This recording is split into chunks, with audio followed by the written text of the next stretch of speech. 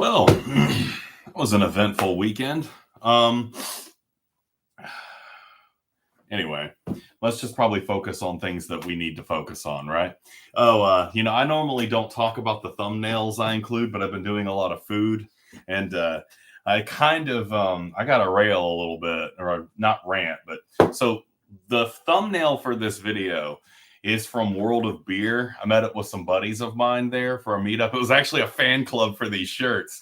Wearing Ghostbusters today. I don't know if I've worn this one before, but this one makes me extremely happy. So in any case, World of Beer, they have street tacos there. And those things were delicious. I got the shrimp taco, the crispy chicken taco, and a barbecue taco. I think it's carnitas or barbacoa. I can't remember exactly what it was. I thoroughly enjoyed all three of them bad boys. But, I've never been much of a seafood person. There's something about seafood that just, I don't know, it just feels wrong when I eat it. I can't put my finger on it. My dad was a shrimper. So maybe I just got like really burned out on seafood as a kid. But in any case, I used to eat shrimp. But that shrimp taco had like this spicy sauce on it. The shrimp was fried. I enjoyed that. I really enjoyed that. I got to find some place to get some buffalo shrimp tacos or something because I couldn't believe how delicious that was. It was a great time.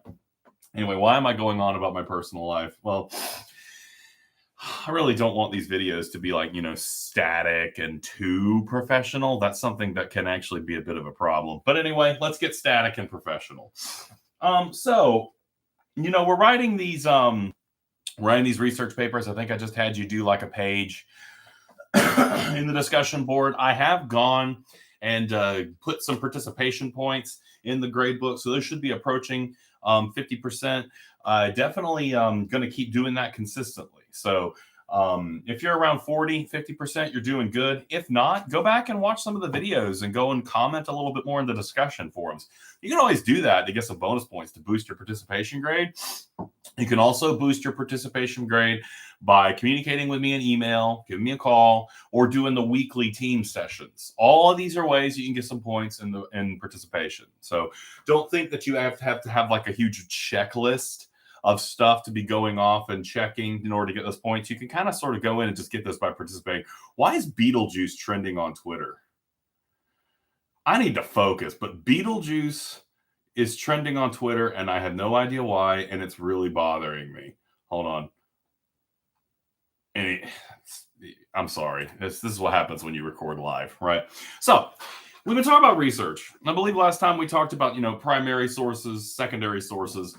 All of those were basically a discussion about media, how the media influences us, problems in media, bias, yada, yada, yada.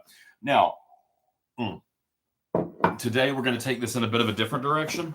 And this is a direction that's very, very interesting. It is mandated by our state standards that we talk about this. But for the English 1010 classes, it's actually really interesting. Because English 1010 being the basic skills course for, it's really more on the side of vocational programs. It's very unusual to think of students in your particular field of study, in your particular program, as needing to use academic scholarship. It's not unheard of, I guess. But for the most part, when I think of academic scholarship, I think really more in terms of like, people who are going to be going into graduate school, people who are going to be doing publishing, participating in the conversation of academia. That's typically what it is, right? Now, let's talk a little bit about what this means, what scholarship actually is, because it's very, very specific. Scholarship, when we talk about scholarship, so you've got college and universities, right? So you got all these institutions everywhere, all these schools that you can go to. One of the kind of interesting things about colleges and universities is that, they're not just there to teach students. Like we always assume that that's supposed to be the primary function, right? But there's more to a college and there's more to a university and the things that they do. Universities university programs and disciplines are supposed to kind of participate and further discussion in academic disciplines. I'm being really nerdy today, right? I should put my glasses back on. Love them, Poindexter. But, so English departments are supposed to publish papers on English topics. That's just one of the things that we do. We talk our field. We talk shop, right? I'm like, I got to get my shirt more in the camera here. This is important. I mean, it's the Marshmallow Man. So think of any field of study: English, political science, law, engineering, medicine, all psychology. All of these have basic fields of advancement. Like there's things going on in these fields. We don't think about that a lot with a subject like English, right? English is supposed to be pretty static, or at least we kind of think of English as being pretty static. Shakespeare don't change very much, but it actually kind of weirdly does. I'm getting way ahead of myself because I don't want this to turn to a literature class. Let's try to back that up a little bit, because this might actually be better understood in a field that is, advancing a lot. Medicine advances in some very obvious ways. There's research that goes into it, right? New medicines are put through trials. New ideas are tested. Drugs come on the market. There's the different methods, different approaches, different theories on how diseases function, what they do, how can they can be fought.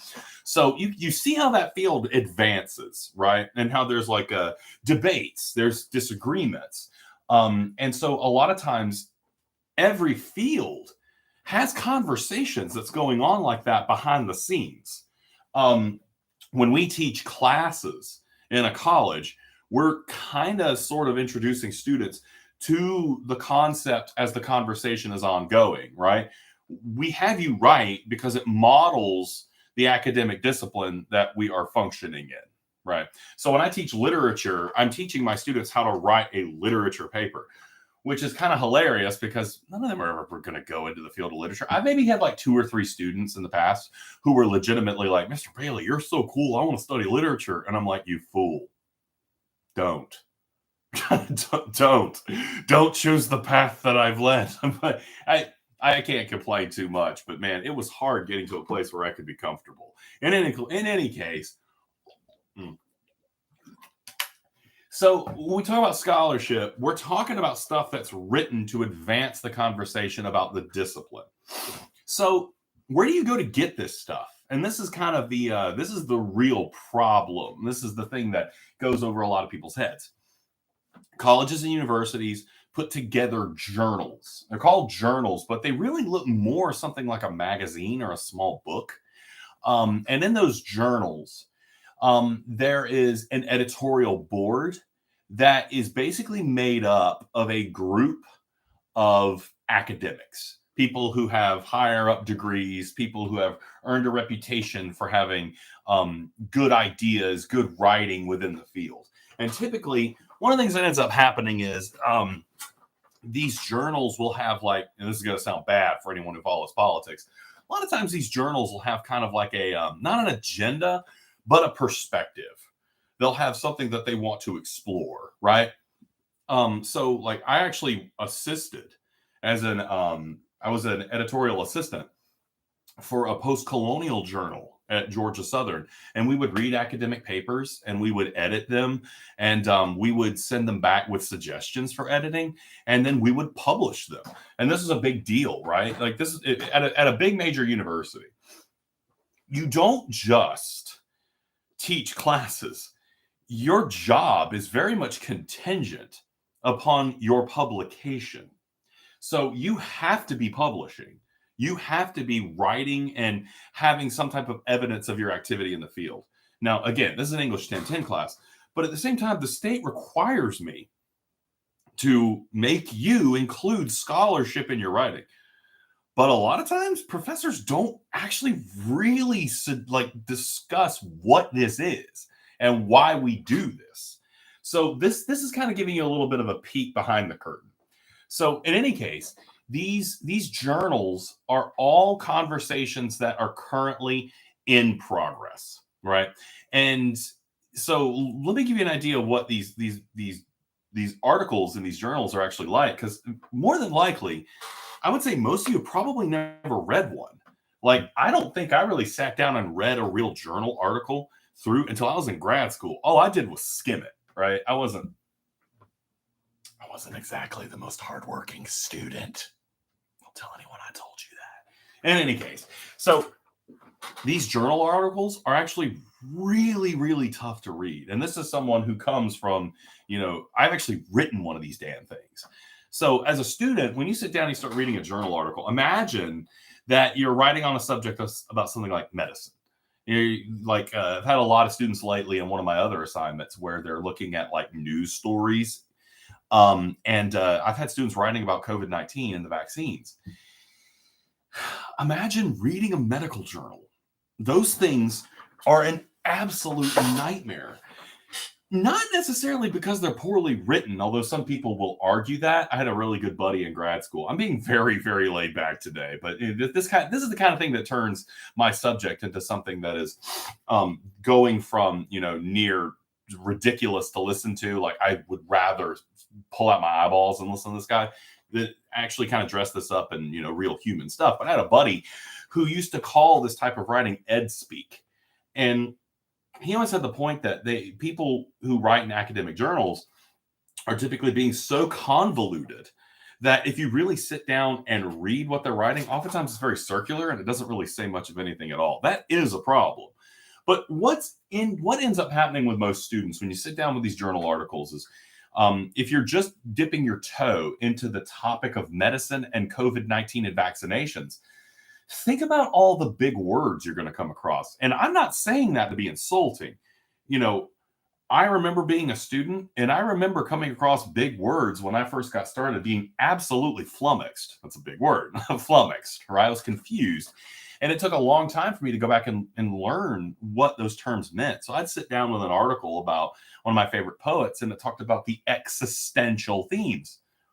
What the hell is existential? Like, existentialism is a whole study of philosophy. I had to go and read about all that stuff, and it took me years before I could really sit back and intelligently discuss what existentialism means. So when you sit down and you read a medical journal article and it's talking about mRNA and it's talking about DNA and it's talking about particular vaccine ingredients that have extremely long names that you can't pronounce, it's like there's a real tendency to just kind of have your eyes glaze over as you're reading that. It's not accessible. And it's not accessible because this is one of those things that I like to discuss with students, because I feel like a lot of times when I'm talking with students about a subject, students automatically interject with something like, I'm not very smart, or I don't know a lot about this, or I can't read very well. And it's like, well, of course you can't. You don't have a medical degree and you're looking at a medical journal. It's confusing. Now, I try to explain to students, this is a class. It's okay to get these huge, gigantic articles and try to do something with it and be wrong. You essentially have to do that, right? You have to start somewhere. And when I was in college, I wrote many, many literature papers where I completely misunderstood a word and I just went off on an argument about how, like a certain theme was unjustified, and I'd completely misunderstood my term, and my professor would be like, you did not understand this correctly. And I would get like a C, right? Now, in my experience, that was a painful lesson. It was a lesson I had to learn, and I would encourage you guys to learn this lesson without me having to beat you over the head so thoroughly about it. Like, this is a safe space. This is a class. We're not operating on people yet. Like, we're not going to accidentally cause any deaths here.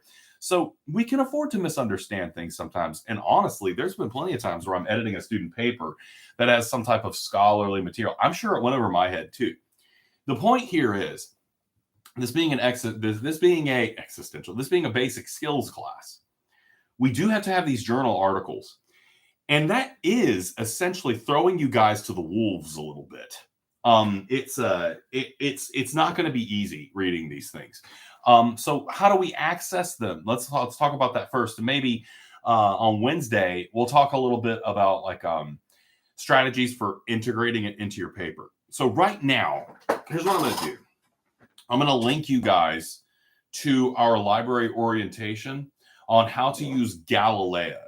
Now, Galileo, let me explain what that is, because again, I'm kind of obsessed with pulling the curtain back and giving students kind of a look behind so that they can kind of see what the machinations are going on, you know, as we do these things.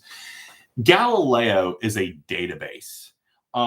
It has a search engine a lot like Google, but essentially it is just a massive trove of different academic articles, depending on what institution you go to as a student. So if you're at University of Georgia, if you're at Georgia Southern, I used to say Armstrong because that was my alma mater, but it doesn't exist anymore. I'm a little sore about that. But depending on what institution you go to, you know, they're going to have different permissions. And they're going to have different like journals that they subscribe to. So when you get on Galileo, it doesn't automatically mean that you have access to everything, but it's a really easy, quick way to look up scholarly journals, because believe it or not, these things are actually protected by a paywall. You don't get to access Galileo unless you are a student in college or you are paying an absolute ton of money for a yearly subscription. And these journals basically are, you know, being managed and run using those subscriptions, but they're extremely expensive. It goes in, I'm not going to get into the politics of who's getting paid for these things, because that is a whole other barrel of rabid monkeys.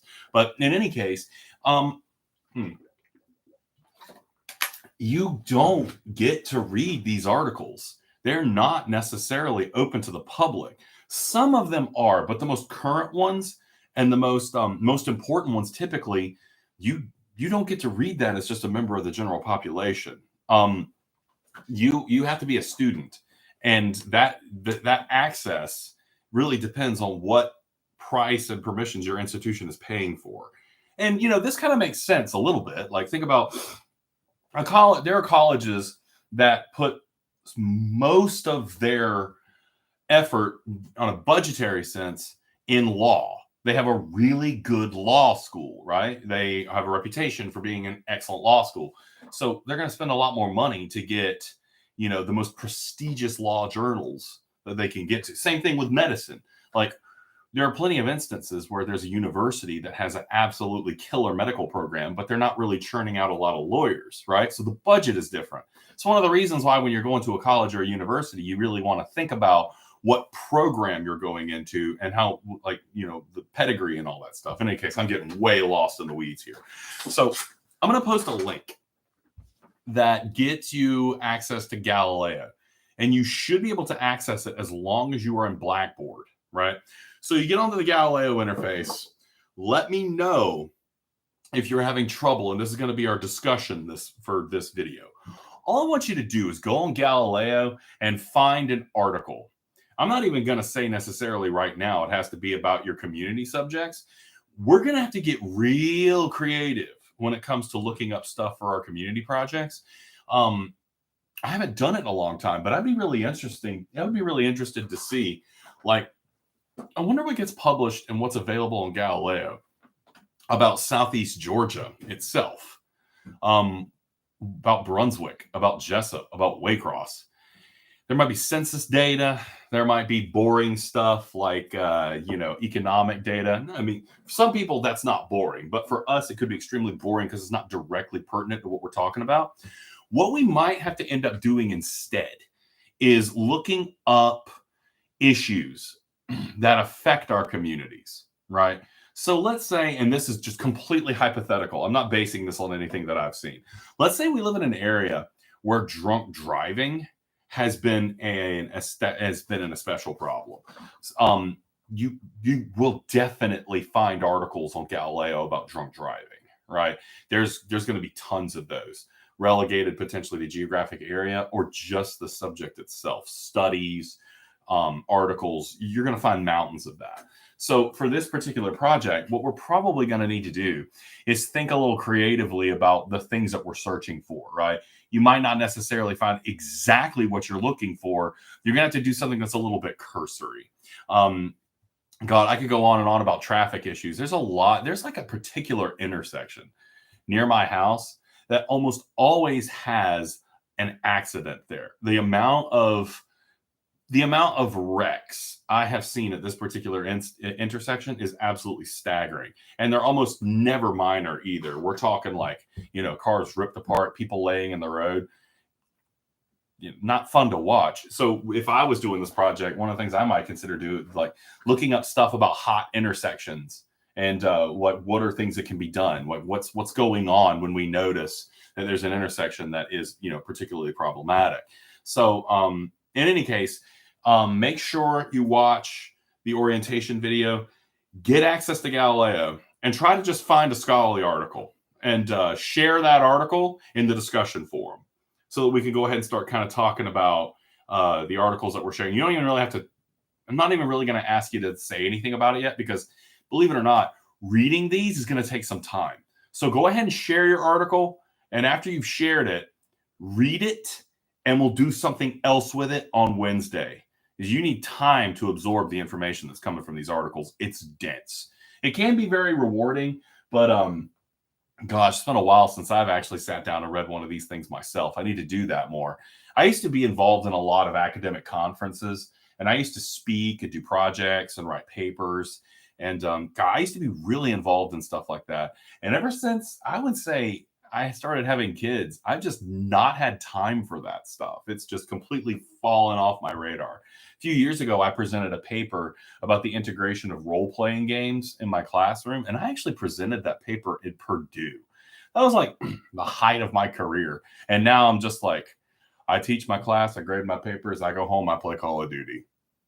I need a little more purpose in my life. Anyway, you guys have fun. Try to enjoy going on Galileo, searching for something that could be helpful. We'll do more with this on Wednesday. And, tell me how awesome my shirt is. You guys have a good day.